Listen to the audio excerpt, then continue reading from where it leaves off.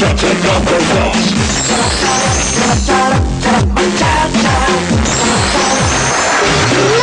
back to the Rice Show!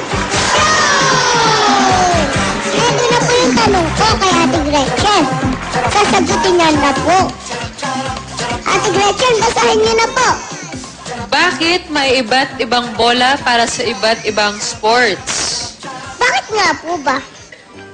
Riza, kasi ang bola, may iba't ibang gamit yan. So, para kunwari sa volleyball, ang bola ng volleyball medyo malambot kasi saan tumatama? Dito sa kamay. So, kailangan medyo malambot siya para hindi masakit at mabilis siyang pumunta sa kabila ng net. Ang basketball naman, medyo mabigat yung bola at medyo matigas kasi ang basketball, tinatapon, sinushoot papunta sa ring, di ba? So, kaya may iba't ibang bola para sa iba't ibang sports. Gusto ko po maging katulad nyo. Magaling mag-volleyball. Matalino pa. Maganda pa. Kaya mo rin yan, basta magsipag, basta magpupursige ka lang lagi. Ganon lang yon. Ano Magsisipag. po yung magpursige? Magpursige ay, yun, magsisipag ka sa pag-aaral mo, magsisipag ka sa training, o kaya sa kung ano-ano mang gusto mong gawin para makuha mo yung goals mo. Tatandaan ko po yan, Ate Gretchen. Marami po ako natutunan sa inyo. Tinuruan niya po ako mag-volleyball, pero tuturuan ko naman kayo mag-cha-cha. Yan po ang alam ko eh. Wow, hindi Pwede ako po ba marunong yun? sumayaw eh. Sige, turuan mo ako. Dito po tayo.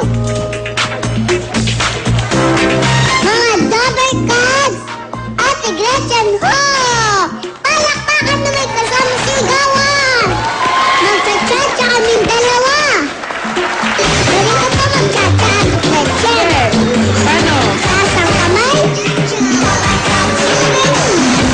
Ganyan po. Lakas na nga. Ganyan po.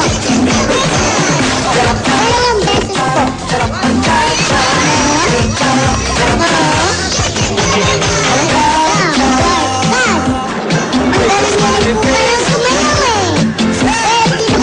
Pwede na?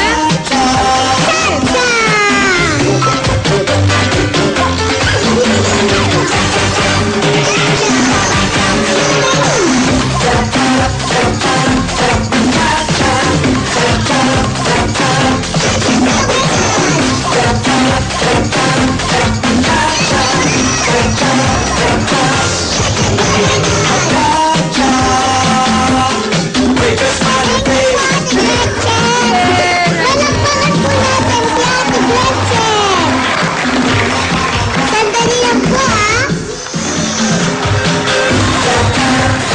Wow! Happy birthday din po. Sabi niya po malapit na birthday niyo. Thank you! Thank you! Salamat! Salamat, Riza, para sa mainit na pagtanggap sa iyong show. Sana natuto ka ng Thank you volleyball. po. Ang dami ko pong natutunan. Ba't po yung nanonood? Salamat sa inyong lahat. Nag-enjoy talaga ako dito sa Riza May Show. Thank you po. Thank you! Bukas mga double cuts. Magkukwentuhan ulit tayo dito sa The Rice